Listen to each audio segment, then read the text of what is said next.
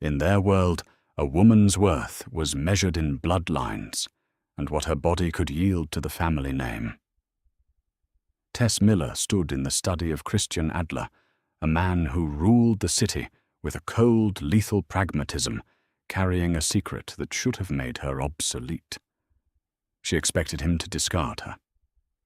Instead, when the truth finally spilled from her lips, he answered with a single word that tore down every wall she had ever built. The basement smelled of vinegar, dry rot, and old starch. It was the only room in the Adler estate that felt real to Tess. Upstairs there were marble floors polished to a mirror, shine heavy velvet drapes that blocked out the grey upstate New York winter, and men with thick necks who stood by the doors with their hands folded over their waistbands.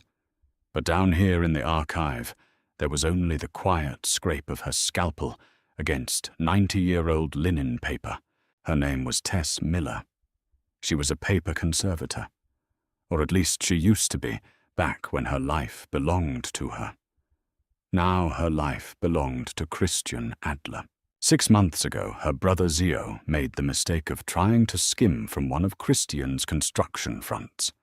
It was a stupid, desperate move by a boy who thought he was cleverer than the devil. Christian didn't kill him. Instead, he took the debt added interest and took Tess as collateral to ensure Zio kept his hands clean and worked off what he owed in the shipping yards. Her job was simple: restore the family's private archives, ledgers, deeds, and letters dating back to the turn of the century. It was a front, of course, a way to keep her under his roof, visible but out of the way. She didn't expect the silence. She had prepared herself for violence, for the crude demands of a man who owned the docks and half the politicians in the state. But Christian Adler was not a loud man. He didn't yell. He didn't even speak unless he absolutely had to. "You're squinting," a voice said from the shadows near the stairs. Tess didn't jump. She had grown used to the way he moved. Christian was tall, 36, with a frame that looked as though it had been carved out of granite and dressed in tailored charcoal wool. His hair was dark, cropped short, and his eyes were the flat, unreadable grey of a winter lake. "The light is bad down here," Tess said, not looking up from the page she was flattening. "The humidity is too high, too. If you want these ledgers to survive another decade, you need a dehumidifier. I'll have Arthur buy one." Christian stepped into the pool of light cast by her desk lamp. His hands were tucked into his pockets. He had a scar that ran from the knuckle of his left index finger all the way up under his cuff, a thick, white ridge of tissue. "You've been down here 6 hours. I like the quiet." "It's not quiet," he said softly. "It's dead." He was right. The house was a tomb. Christian had inherited the leadership of the Adler Syndicate 2 years ago, after his father's stroke. Since then, he had lived here, alone, surrounded by hired muscle and the ghosts of a family that had built its wealth on concrete and blood. He reached out his fingers, hovering just above the edge of the ancient ledger. He didn't touch it. He had a strange reverence for things that were broken. "My uncle Silvio is coming for dinner tomorrow," Christian said. Her hand tensed on the scalpel. Silvio was the elder statesman of the family, a traditionalist, the kind of man who still believed in blood oaths and the old ways. "Am I expected to stay in my room?" she asked. "No," Christian said. His grey eyes met hers, holding them with a weight that made it hard to breathe. "I want you at the table. Christian, I'm your hostage, your collateral. It doesn't make sense for me to sit with your family." "You aren't collateral anymore, Tess. Zayo's debt was cleared 3 weeks ago." The room seemed to tilt. The scalpel slipped from her fingers, clattering against the glass cutting mat. "What? He's clean. I put him on a train to Chicago. He has a job there, a real one." Christian didn't blink. "You're free to go. You have been for 21 days. Her throat felt dry, like the old paper beneath her hands. Then why am I still here? Because you haven't asked for a taxi, he said simply. And because tomorrow Silvio is going to tell me I need to marry. He has a girl from the Chicago branch, picked out. A cousin's daughter, a pure bloodline. A cold dread pooled in Tess's stomach. The word bloodline always tasted like copper.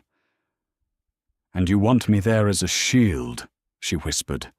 No. Christian said, his voice, dropping an octave, turning rougher, more human than she had ever heard it. I want you there because I have no intention of marrying a girl from Chicago, and I want them to see what I've chosen instead. Tess looked down at her hands. They were stained with iron gall ink and past paste.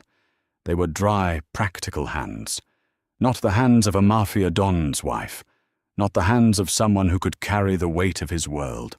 You don't know what you're asking, she said to the table. I know exactly what I'm asking, he said. He reached down and for the first time his hand brushed hers. His skin was warm, slightly rough. Sleep well, Tess. He turned and walked back into the dark of the basement stairs, leaving her with the smell of old paper, and the sudden terrifying realization that the cage door had been open for weeks, and she hadn't even tried to fly. The dress Christian had sent to her room was forest green silk. It had long sleeves, a high collar, and a hem that swept the floor. It was conservative, almost Victorian, but the silk clung to the curve of her hips and the small of her back in a way that made her feel entirely exposed. When they arrived at Silvio's estate on Long Island, the rain was coming down in sheets, turning the gravel driveway into a slick of grey mud. The dining room was a monument to old money and bad taste. Gold leaf moulding heavy crystal chandeliers that hummed with cheap electricity, and a table long enough to host a small parliament. Silvio sat at the head. He was 70, with skin like yellowed parchment, and eyes that looked like yellowed lard. He didn't stand when they entered. Beside him sat his wife, Graziella, a woman who wore her diamonds like armor, and two younger men Tess recognized as Christian's capos, Frank, and Terry. Christian. Silvio rumbled, his voice like coal sliding down a chute. You're late. The fish is cold. The traffic on the bridge was backed up, Christian said, pulling out a heavy mahogany chair for Tess. He didn't look at Silvio. He didn't apologize. He just waited until she was seated before taking his own place at her right. Silvio's eyes drifted to her. They were small, wet, and utterly devoid of warmth. And this is the restorer, the girl from the basement. Her name is Tess, Christian said.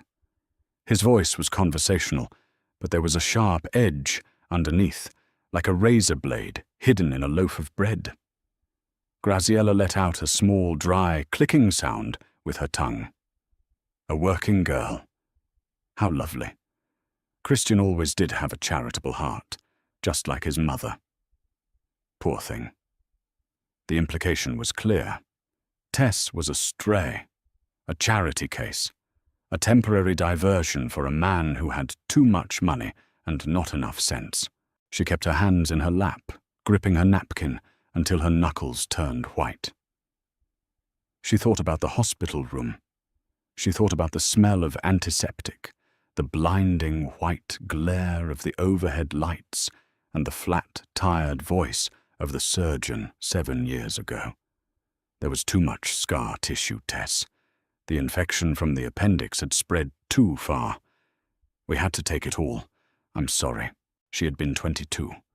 She had sat in that thin paper gown, listening to the traffic outside on the highway, realizing that the future she had mapped out, the small house, the children laughing in the yard, the messy, chaotic warmth of a family, had been scraped out of her while she was asleep.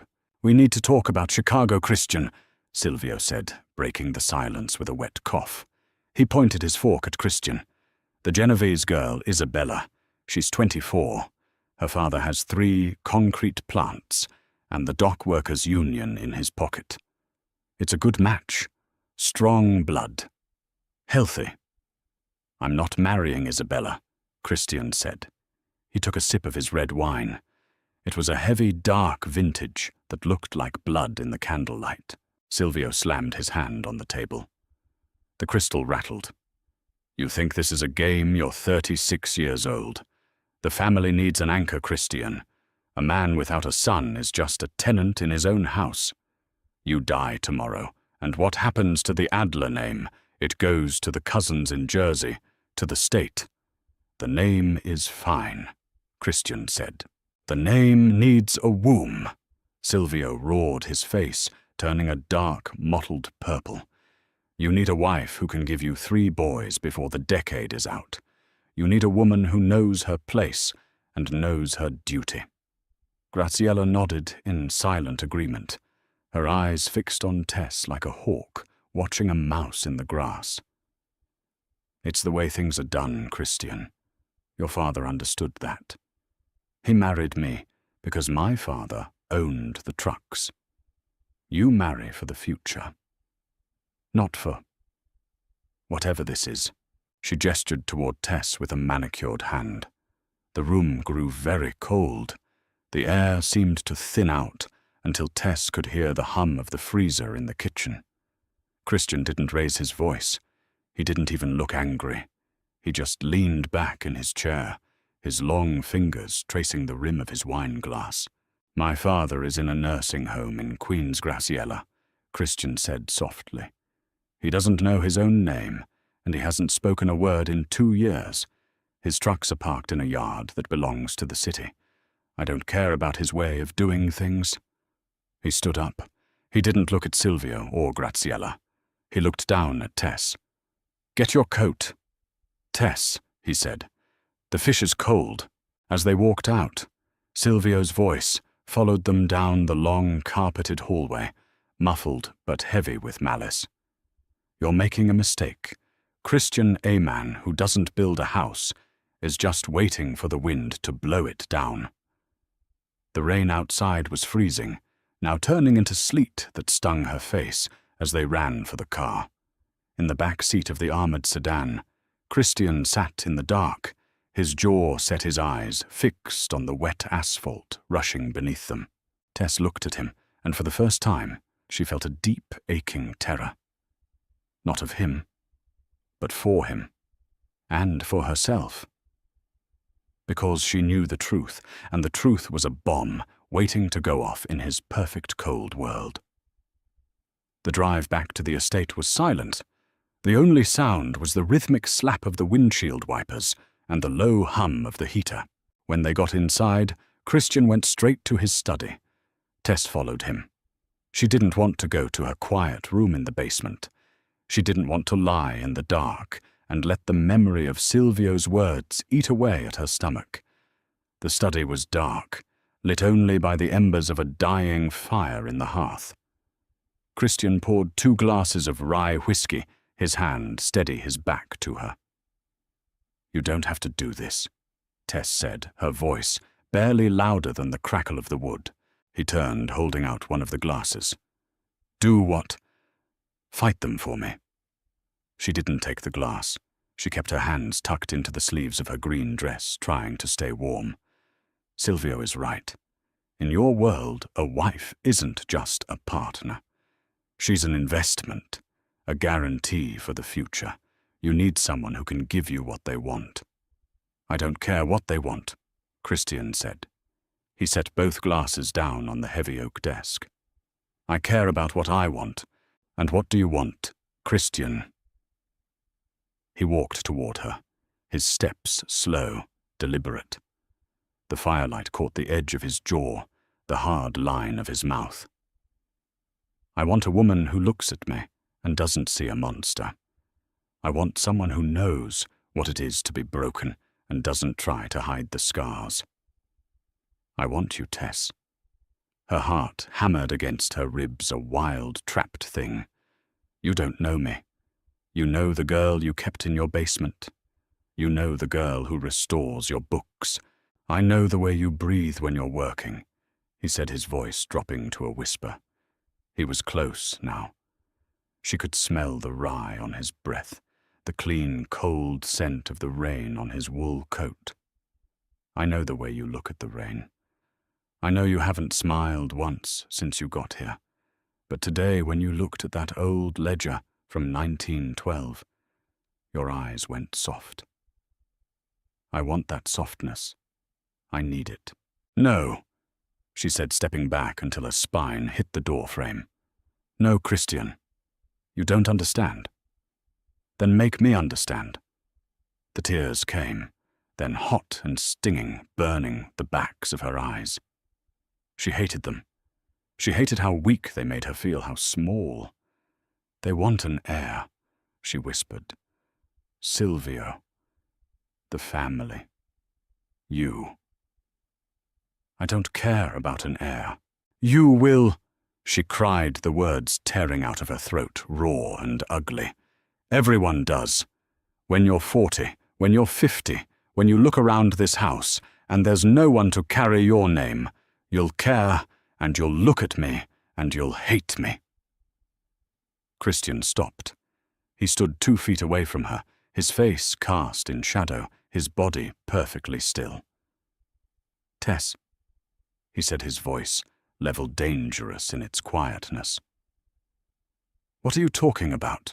She took a deep breath, the air tasting like copper and ash. She looked him dead in the eyes, letting him see the hollow, broken thing she had been carrying inside her for 7 years. I can't have kids, she whispered. I had an infection when I was 22. They had to take everything. I am barren, Christian. I can never give you a son. I can never give you a daughter. I can never give you a family. She closed her eyes, waiting for the shift in the air. She waited for the coldness to settle back into his face, for the polite distance of a man who realized he had made a bad investment. She waited for him to tell her Arthur would call a cab in the morning. The silence dragged on. It felt like hours. Just the drip of the rain outside and the thump of her own useless heart. Then she felt his hand. It wasn't gentle, not exactly.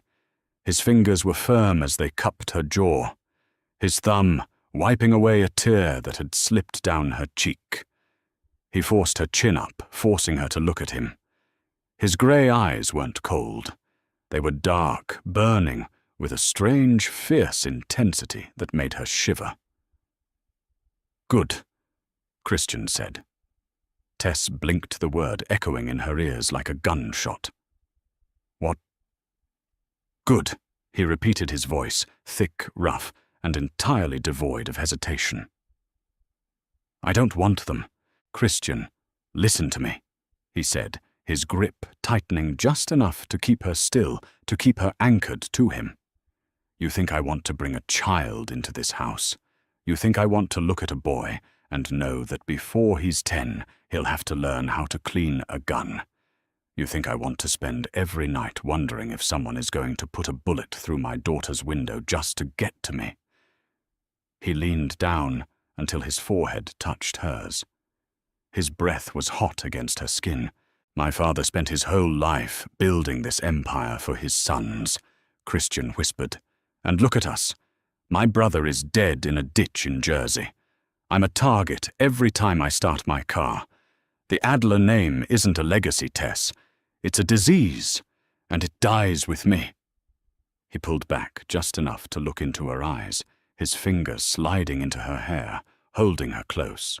I don't want a legacy, he said, his voice breaking with an emotion he had kept buried under 36 years of concrete and blood. I want you. Just you. I want to come home to this empty, quiet house and know that you're here. That's the only future I care about. The walls she had built around her chest, the neat, dry boxes where she kept her grief and her shame crumbled all at once, turning to dust. She reached out her hands, finding the lapels of his coat gripping the heavy wool as if it were the only solid thing in a world that was spinning out of control. Are you sure? She sobbed. Christian, are you sure? He didn't answer with words. He leaned down and kissed her a hard, desperate kiss that tasted of rye rain and the sweet, terrifying promise of a beginning. Morning in the Adler estate usually felt like waking up inside a vault. The thick stone walls swallowed the sounds of the outside world, leaving only the low mechanical hum of the central heating. But this morning was different. Tess woke up in a bed that wasn't hers. The sheets were heavy Egyptian cotton, smelling faintly of cedar, and the sharp, clean scent of Christian's soap. She lay still for a long time, watching the grey winter light filter through the tall windows. He was already awake. Christian sat in a leather armchair in the corner of the room, dressed in dark trousers and a crisp white shirt, the sleeves rolled up to his forearms. He was watching her. He held a cup of coffee in one hand, resting it on his knee. "You didn't sleep much," he said. His voice was gravelly quiet in the vastness of the bedroom. "Neither did you." She sat up, pulling the thick duvet up to her collarbone. Her green silk dress from the night before was folded neatly over the back of a chair. The memory of the previous night, the heat of his hands, the desperate, crushing weight of his confession hit her all at once. Her chest tightened. "Are you going to regret this in the daylight?" Christian took a slow sip of his coffee. He didn't smile, but the hard lines around his mouth softened. "I don't do regrets, Tess. They're a waste of time. I do logistics." He stood up, walked over to the bed, and set his mug on the nightstand. Reaching into his pocket, he pulled out a heavy ring of keys and dropped them onto the mattress beside her. They landed with a dull clink. "What's this?" she asked. "The house, the gates, the cars in the garage." He looked down at her, his grey eyes steady and clear. "You aren't a guest anymore. You aren't a captive. This is your house. If you want to leave, you leave. If you want to stay, you stay. But you don't live in the basement anymore." She looked at the keys. For 6 months, those jagged pieces of brass had represented her absolute containment. Now they were an offering. "The light is better in the East Solarium." Christian continued his tone, shifting to something purely practical. "Arthur is having your work tables moved up there today. The humidity controls have already been installed." "You did that this morning. I made the calls at 5 a.m. He leaned down, bracing his hands on the mattress on either side of her hips. He was close enough that she could see the tiny flecks of silver in his irises. "I meant what I said last night, Tess. All of it. We are going to build a life here. Just you and me. But it's going to get ugly before it gets quiet." "Silvio." She said the name, leaving a sour taste in her mouth. Silvio Christian confirmed. He won't accept a quiet retirement. He won't accept that the bloodline ends. He will push. And what happens when he pushes? Christian didn't blink. "I push back, harder." He straightened up, adjusting his cuffs. "Frank and Terry are downstairs. They're your detail now. Whenever you leave the grounds, they go with you. No exceptions." It was a cold splash of reality. The fantasy of the night before, the idea that love or desire could erase the grim mechanics of the mob, vanished. Christian was a syndicate boss. He had enemies. And by choosing her, he had just made her the biggest target in his world. She didn't argue. She threw off the covers and swung her legs out of bed. The hardwood floor was freezing against her bare feet. She walked over to the chair, picked up her green dress, and looked at him. "Tell Arthur I want the old ledger from 1912 on my desk first," she said, keeping her voice perfectly level. "The binding is rotting. It needs immediate attention." Christian watched her, a slow, genuine respect dawning in his eyes. He recognized survival when he saw it. He recognized grit. "I'll tell him," Christian said. Tess spent the afternoon in the solarium. The room was a massive expanse of glass and steel overlooking the dormant rose gardens. Arthur Christian's aging, impeccably dressed fixer had indeed moved her entire life upstairs. Her scalpels, the bone folders, the Japanese tissue paper, and the wheat starch paste were all laid out on a long oak table. For the first time in 7 years, she didn't feel like a discarded thing hiding in the dark. She sat in the natural light, carefully lifting a layer of grime from a century-old shipping manifest. She was preserving history, but for the first time, she wasn't burying herself in it. She was waiting for the war to start. She just didn't expect it to walk right through her front door. The war arrived on a Tuesday, wearing a vicuña wool coat and smelling of expensive cologne and stale cigar smoke. Christian was down at the shipyards. There had been a sudden, unexplained strike organized by the dock workers' union, a union controlled entirely by Silvio's deep pockets. It was a calculated move, a financial bleed designed to remind Christian who actually controlled the arteries of the family's wealth. Tess was in the solarium, working a delicate tear in a property deed, when the heavy oak doors of the room swung open. Arthur stepped in first. His face, usually a mask of polite indifference, was tight. A purple bruise was forming along his jawline. Behind him walked a man she didn't know. He was in his late 20s, slick and handsome in a predatory, restless way. He had dark hair slicked back with pomade, and eyes that darted around the room, assessing the value of everything he saw. He was followed by 2 massive men whose suits bulged awkwardly at the shoulders and ribs. Arthur, she stood up, dropping her bone folder. "My apologies, Miss Miller," Arthur said, his voice strained. "Mr. Genovese insisted on coming inside to wait for Christian. He bypassed the gate security." Genovese, Chicago. This was the brother of the girl Silvio wanted Christian to marry. "Dominic Genovese," the man said, stepping around Arthur. He didn't offer his hand. He kept his hands in his coat pockets, looking around the solarium with a smirk.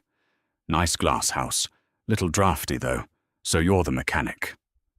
"I am a conservator," Tess said, keeping her voice flat.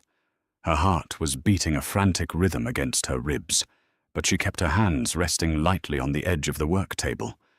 She refused to back away. Dominic chuckled.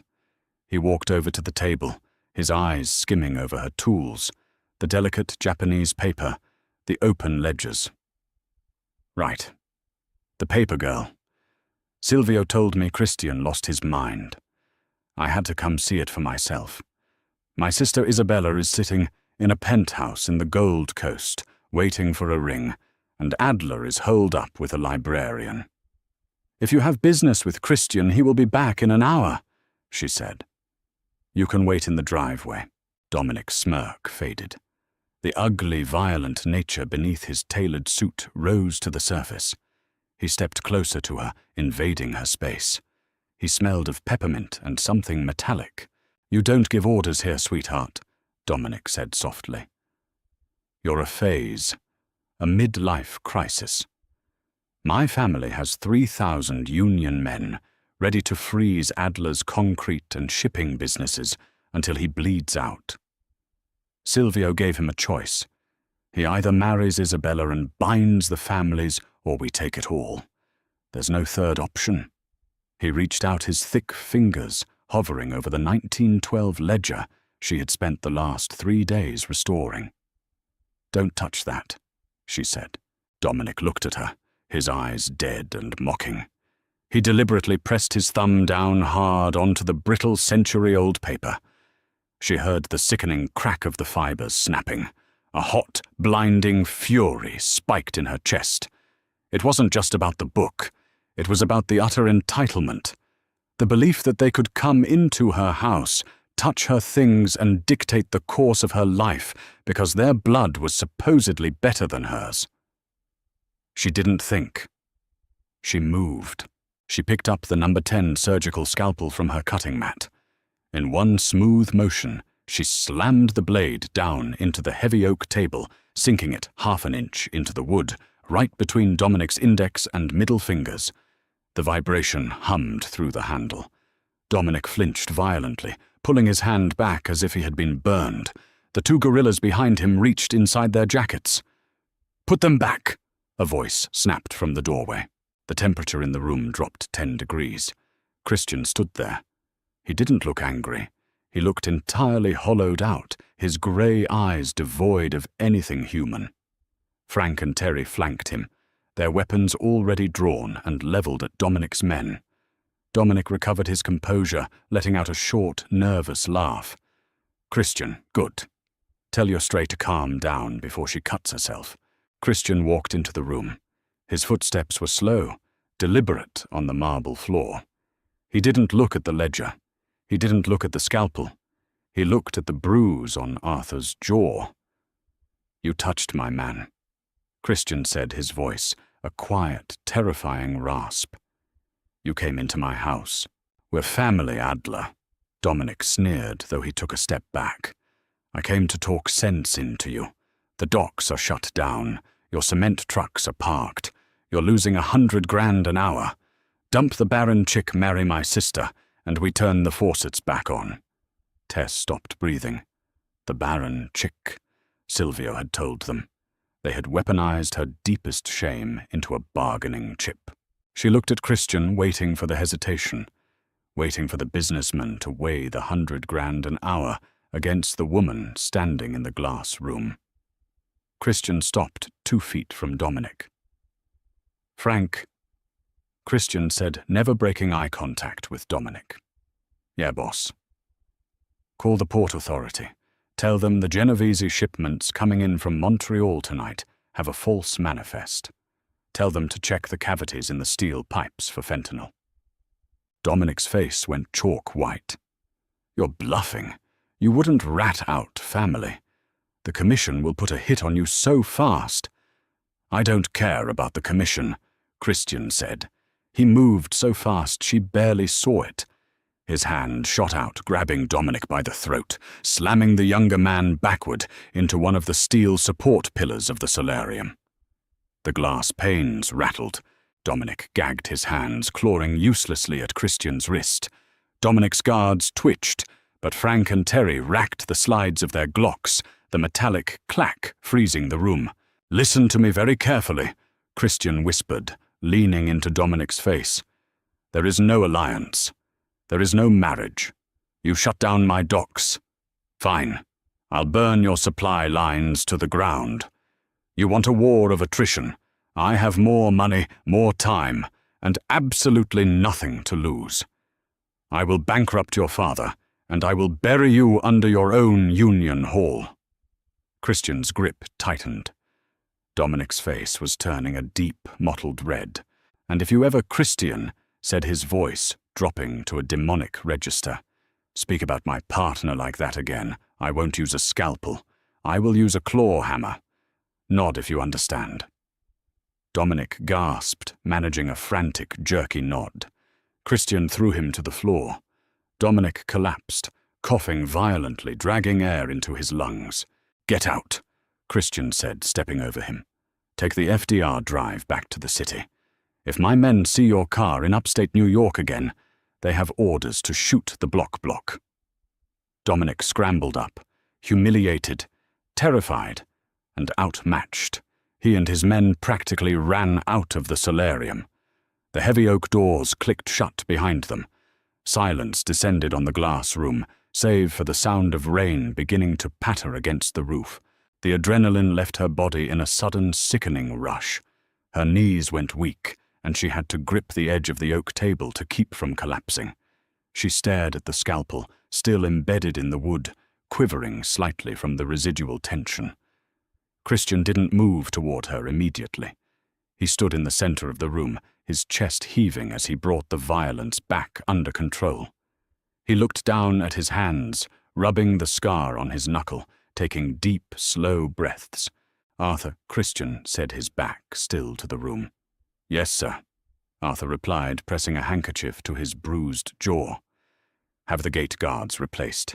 If anyone sets foot on this property without my direct authorization, again I'll hold the guards personally responsible and double Frank and Terry's hazard pay."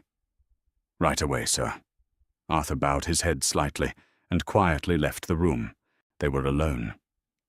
The grey afternoon light washed over Christian, casting long, sharp shadows across his face. He finally turned to look at her. The dead, hollow look in his eyes was gone, replaced by a raw, naked exhaustion. He walked over to the table. He reached out and wrapped his hand around the handle of the scalpel. With a sharp tug, he pulled it out of the wood and laid it gently on the cutting mat. "Did he touch you?" Christian asked. "No." Her voice was shaking. She hated it. She wanted to be strong to match the cold iron he had just displayed, but she was shaking. He touched the book." Christian looked at the cracked spine of the ledger. Then he looked at her. He reached out, taking her trembling, paste-stained hands in his large, warm ones. "I'm sorry," he said softly. "For what?" she asked, looking up at him.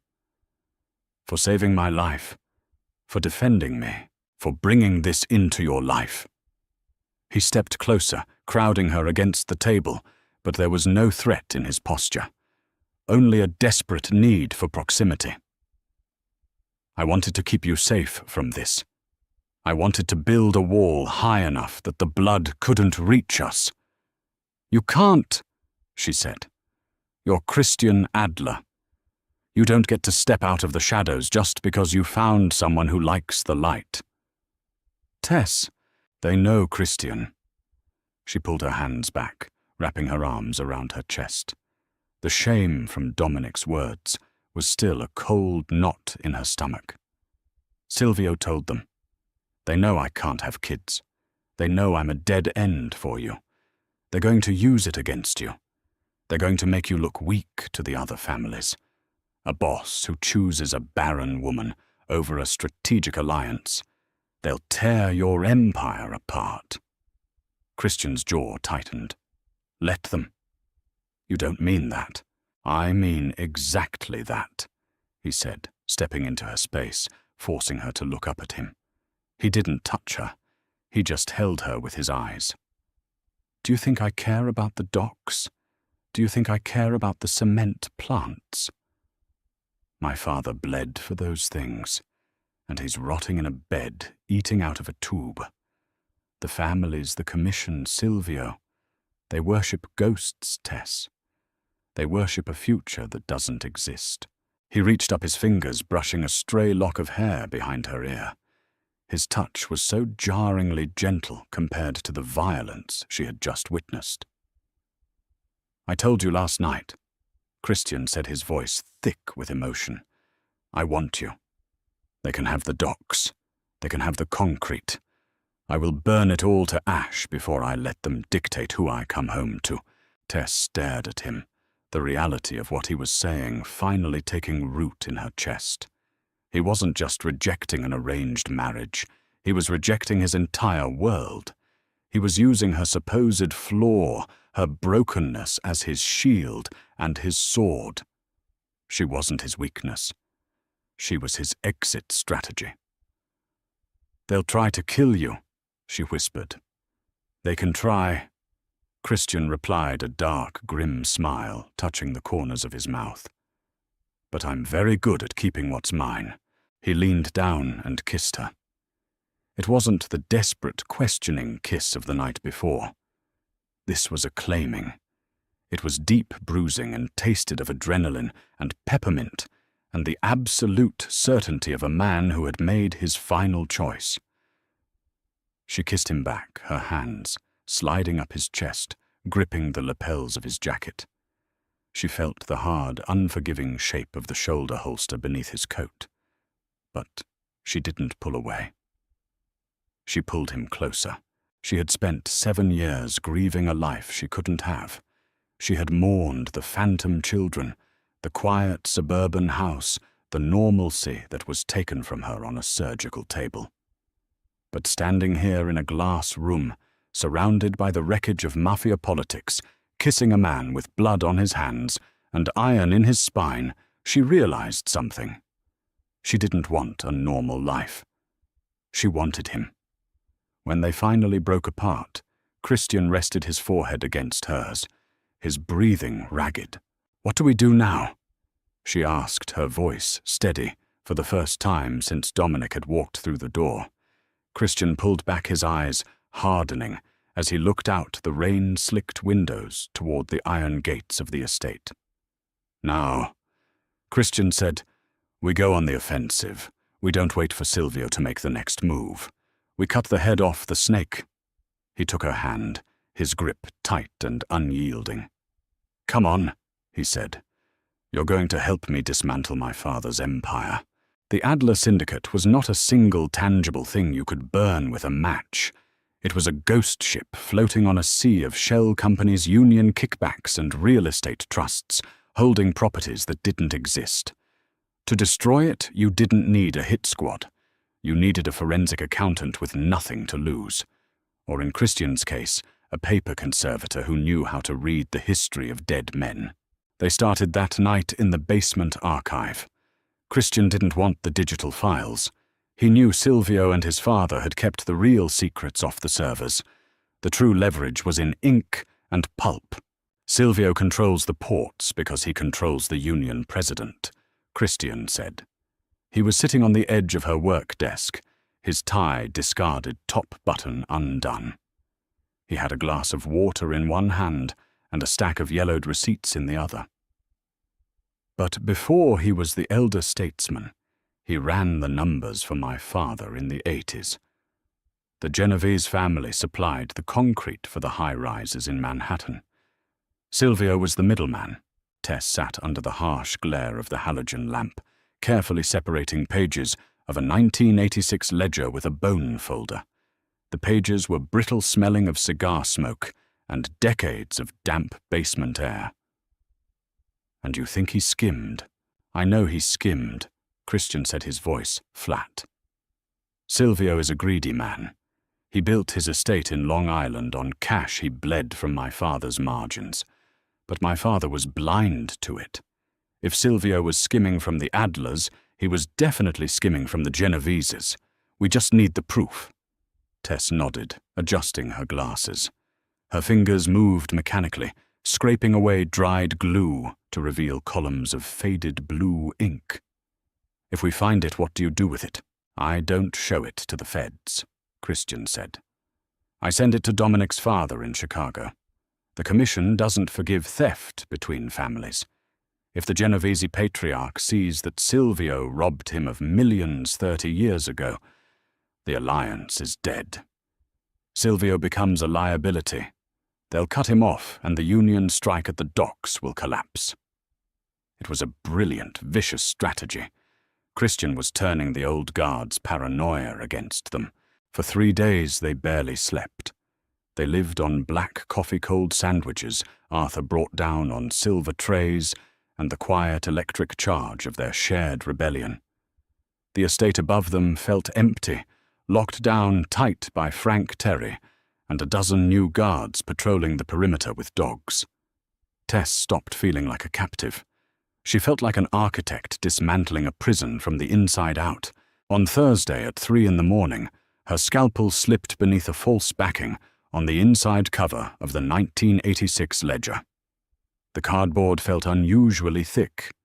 She slid the blade horizontally, severing the old animal hide glue. A small folded piece of onion skin paper fell onto the glass mat. "Christian," she whispered. He was beside her in a second. Tess used a pair of flat tweezers to unfold the paper. It was a secondary ledger sheet, 2 columns, one marked A, concrete, the other marked G, dispersed. Beside it was a third smaller column labeled S, reserve. The numbers in the S reserve column were staggering. Hundreds of thousands of dollars week after week, siphoned off the top before the Genovese family ever saw their cut. At the bottom, signed in a tight, cramped cursive, were the initials S.A. Silvio Adler. Christian stared at the paper. A slow, dark satisfaction settled over his features, the kind of look a wolf gets right before it closes its jaws. He kept the receipts. Tess said, her voice barely above a breath. He was so arrogant he actually documented his own theft. He didn't think anyone would ever look, Christian said. He reached out his hand, hovering over hers. He thought the women in this family were just wombs and the men were just muscle. He never accounted for you, Tess. Christian took the paper. Arthur, he called out. Footsteps hurried down the wooden stairs. Arthur appeared in the doorway looking impeccably awake despite the hour. Sir, scan this. Encrypt it. I want a secure courier to take the physical copy to the Genovese compound in Chicago by noon tomorrow. Hand it directly to the old man. And Arthur, yes, Christian, liquidate the holding company that owns the Long Island estate. Silvio's name is on the deed, but the Adler Trust holds the mortgage. Call in the debt. Give him 24 hours to vacate. Arthur's eyebrows rose a fraction of an inch, the only sign of his shock. Sir, that is a declaration of war. No, Arthur, Christian said, looking at Tess. It's an eviction notice. The war is already over. The fallout was immediate, and it was deafening. By Friday evening, the silence of their upstate fortress was broken by the frantic ringing of the secure landlines. The Genovese patriarch had received the ledger sheet. The Union strike at Christian's docks was instantly dissolved. Dominic Genovese was abruptly recalled to Chicago, his tail between his legs, the marriage alliance completely shattered. But Silvio was a cornered rat, and cornered rats do not die quietly. The storm hit just past midnight. The rain had turned into a torrential downpour, masking the sound of approaching engines until they were already at the main gate. Tess was in the kitchen, pouring 2 mugs of tea, when the perimeter alarm shrieked, a high, piercing wail that vibrated in her teeth. Christian was through the swinging doors before she could even set the kettle down. He had a matte black Sig Sauer in his hand. He didn't look panicked. He looked like a machine that had just been switched on. Away from the windows, he ordered, grabbing her arm and pulling her into the heavy stone corridor that led to the basement. Is it Chicago? She asked, her heart hammering a frantic rhythm against her ribs. No, Chicago wouldn't breach a gate. They'd send a lawyer or a sniper, Christian said. This is Silvio. He's desperate. The Genoveses just put a bounty on his head for the stolen money. He has nowhere to go. Gunfire erupted outside. It wasn't the continuous roar of an action movie. It was sharp, isolated pops. Crack, crack, the sound of professional men doing terrible work in the dark. Frank, Christian said into a small radio clipped to his belt.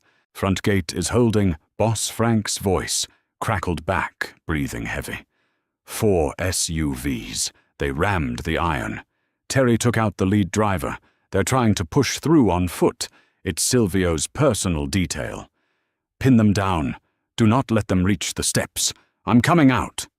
Christian, no. She grabbed his arm.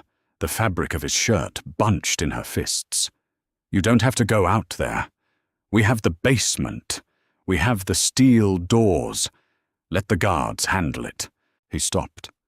He looked down at her hands, gripping him like a lifeline, and then up at her face. The coldness in his eyes fractured, revealing the man she had spoken to in the study. If I stay inside, he'll siege the house. Someone will get lucky, and a bullet will come through a wall, Christian said softly. I told you I'd protect what is mine. That means finishing this in the rain, not in our hallway. He reached out his thumb, brushing over her cheekbone. Go to the archive. Lock the vault door. Do not open it for anyone but me or Arthur. Tess wanted to argue. She wanted to tell him she wasn't a fragile thing to be hidden away. But she looked at the gun in his hand and the hard line of his jaw, and she knew this wasn't about her pride. It was about survival. She nodded once. Christian turned and ran toward the front foyer. Tess turned and ran for the stairs. The archive vault was a heavy steel room built by Christian's grandfather. It smelled of ozone and old paper. She slammed the heavy door shut, spun the locking wheel and backed away until her shoulders hit the cold concrete wall. The silence inside the vault was absolute. She couldn't hear the rain. She couldn't hear the gunfire. She was entirely cut off from the world. It was agonizing. She stared at the metal door, her mind projecting horrors onto its surface. She saw Christian bleeding on the wet asphalt. She saw Silvio stepping over his body. She saw the door handle begin to turn. 10 minutes passed, then 20. She paced the length of the room. She looked at the 1912 ledger sitting on her desk, the one Dominic had cracked. She had repaired the spine. It was whole again. Stronger than it was before, braced with new linen threads. Broken things can be fixed, she thought. But you have to survive the breaking first. Suddenly, the heavy metallic clank of the locking mechanism echoed through the room. The wheel began to spin. She backed up, grabbing the heavy bone folder from her desk, her knuckles turning white. She held her breath. The door swung open. Arthur stood there. His suit was wet, plastered to his shoulders. There was a smear of grease on his cheek, but his posture was perfectly straight. "Miss Miller," Arthur said quietly. "It's over." She dropped the bone folder. "Christian, he is waiting for you upstairs." She ran past him, taking the wooden stairs 2 at a time. She burst into the main hallway. The heavy oak front doors were wide open, letting in the cold, wet wind and the smell of sulfur and rain. Christian was standing on the front porch. He was soaked to the bone, his white shirt clinging to his skin, his hair plastered to his forehead. He was watching a pair of black SUVs reverse down the driveway, their headlights cutting through the storm. On the steps face down, in a puddle of muddy water, was a man. He wasn't dead, but his hands were zip-tied behind his back. It was Silvio. Tess stepped out onto the porch, shivering in the cold air. Christian turned to her. He dropped his gun onto a patio chair. He didn't look triumphant. He looked exhausted. "Is he?" She couldn't finish the sentence. "He's alive," Christian said, his voice raspy. "I disarmed his men. Frank and Terry let the rest run. Silvio tried to shoot his way through the front door." She looked down at the old man. He looked small. Stripped of his tailored suits and his oak-paneled dining rooms, he was just a miserable, greedy old man lying in the mud. "What happens to him?" she asked. "Frank is driving him to the airfield," Christian said, not looking at his uncle. "I chartered a plane to Bogota. He has a passport and $50,000 in a duffel bag. He can never come back to the States. If he does, the Genoveses will kill him. If he tries to contact the commission, I release the rest of the ledgers and bury his entire bloodline in federal indictments." Silvio groaned, turning his head to look up at Christian. The rain washed the mud from his wrinkled face. "You killed the family, Christian. You ended it all. For a barren whore." Christian didn't flinch. He didn't yell. He just walked down the steps, crouched beside Silvio, and spoke in a voice so low it barely carried over the rain. "The family was already dead, Silvio. It died a long time ago. I just stopped pretending the corpse was breathing." Christian stood up. He gestured to Frank, who hauled Silvio to his feet and dragged him toward a waiting car. Tess watched the taillights disappear down the long, winding driveway. The heavy iron gates swung shut behind them, locking with a definitive mechanical clang. The estate was quiet again. But it wasn't the dead, heavy silence of a tomb anymore. It was the silence of a slate wiped clean. Christian walked back up the steps. He looked down at his hands. They were trembling slightly from the adrenaline. Tess stepped forward and took them in hers. They were freezing. "It's over," he whispered, resting his forehead against hers. "The docks, the concrete, the commission. Tomorrow I sign the businesses over to the unions and the foreman. Let them fight over the scraps. The Adler Syndicate is finished." "What does that leave us?" she asked, looking up into his grey eyes. "A house," Christian said. His thumb brushed over her bottom lip. "A ridiculous amount of clean money. And time. Lots of time." She leaned up and kissed him, tasting the rain on his skin. She wasn't collateral anymore, and he wasn't a king trapped in a concrete castle. They were just two people standing in the ruins of an empire, ready to build something real. 6 months later, the basement archive was completely empty. The heavy steel vault door was propped open with a wooden doorstop. The halogen lamps were gone, the dehumidifiers unplugged. The smell of vinegar and old starch had faded, replaced by the scent of pine cleaner and fresh air, drifting down from the open windows upstairs. Tess stood in the center of the room, holding a small cardboard box. Inside were her scalpels, the bone folders and the Japanese tissue paper, the tools of her trade. She was packing them up not to put them away, but to move them to the East Solarium permanently. "You missed a spot," she turned. Christian was standing in the doorway, leaning against the frame. He was wearing faded jeans and a plain grey t-shirt. The tailored charcoal suits had been donated to a charity drive in the city 3 months ago. His dark hair was a little longer, curling slightly at the nape of his neck. He looked younger. He looked lighter. "I'm just making sure I didn't leave any scraps behind," she said, hoisting the box onto her hip.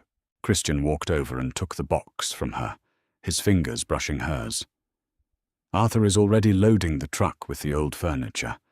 We don't need to keep any of it. If you want to gut this room and turn it into a wine cellar, we can do that." Tess looked around the concrete walls. This room had been her cage. It had been the place where she hid from the world, convinced that her lack of a future meant she only belonged in the past. "No wine cellar," she said. "Let's turn it into a greenhouse, put in some grow lights. We can start the rose seedlings down here during the winter before moving them to the gardens." Christian smiled. It was a rare, beautiful thing, a genuine smile that reached his eyes and crinkled the corners. A greenhouse in a Mafia bunker. The feds would be very confused if they ever served a warrant. "There are no feds coming, Christian," she reminded him gently. "I know." He set the box down on the floor and pulled her into his arms. His body was warm and solid. She rested her head against his chest, listening to the steady, calm rhythm of his heartbeat. The transition hadn't been easy. Dismantling a multi-million-dollar criminal enterprise required armies of lawyers, endless NDAs, and careful navigation of offshore accounts.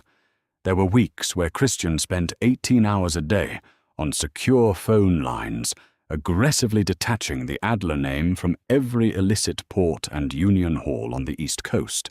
But he did it.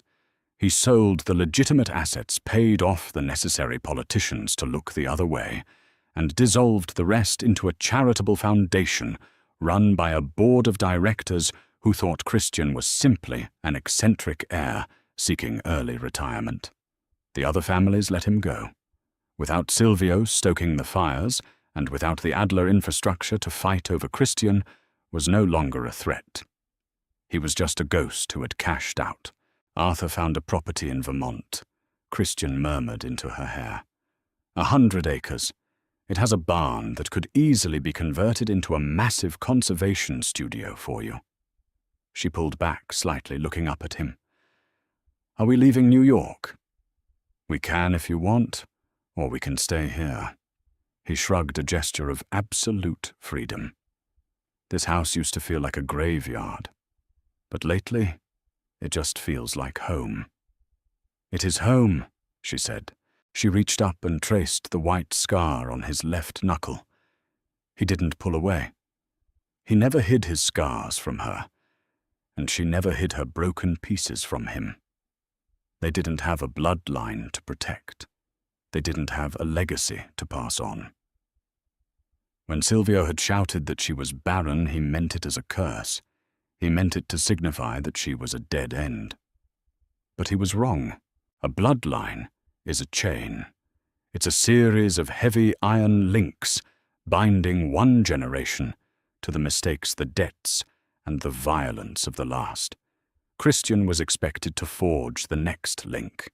He was expected to hand a gun to a son and tell him to guard the concrete throne. Because she couldn't give him that, she gave him the only thing that mattered an ending.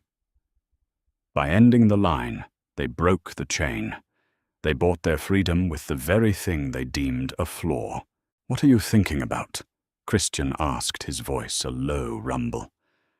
"I'm thinking about the 1912 ledger." She lied smoothly, a small smile playing on her lips. "I'm thinking about how much I love fixing things." "You already fixed me," he said. "You weren't broken, Christian," she whispered, reaching up to press a kiss to his jaw. "You were just buried. I just helped dig you out." He kissed her, then slow and deep, pulling her tight against his chest. There was no desperation in it anymore. No fear of the dark outside the gates. It was just the quiet, enduring heat of a fire built to last. They walked up the basement stairs together, leaving the heavy steel door open behind them. The house above was flooded with morning light. The velvet drapes had been taken down. The armed guards were gone, replaced by a simple security system. They walked into the kitchen. Arthur was standing by the counter, dressed in a comfortable cardigan instead of his usual tailored suit, pouring 3 cups of coffee. "Good morning, Miss Tess." "Christian," Arthur said, sliding 2 mugs across the granite island. "The weather report says it should be clear all weekend, perfect for planting." "Thanks, Arthur," she said, wrapping her hands around the warm ceramic mug. Tess stood next to Christian, looking out the kitchen window at the expansive lawns rolling down toward the tree line. The trees were green, vibrant, and alive. There would be no children playing on that lawn. There would be no heirs to inherit the stone walls or the bank accounts. Someday they would grow old, and the Adler name would finally fade away into the history books, entirely forgotten by the world that used to fear it. And as Christian slipped his arm around her waist, pulling her close against his side in the sunlit kitchen, she realized exactly how she felt about that. She felt perfectly, beautifully complete. If Tess and Christian's journey from captive and captor to equals, breaking the chains of a toxic legacy, moved you, let us know. Did you expect Christian to tear down his entire empire for the woman he loved? Their story proves that sometimes our greatest perceived flaws are actually our ultimate salvation. If you loved this deep, grounded dive into Mafia romance and want more stories where broken people find strength in each other, hit that like button, share this video with your friends, and subscribe to the channel for more unforgettable audio dramas. See you next time.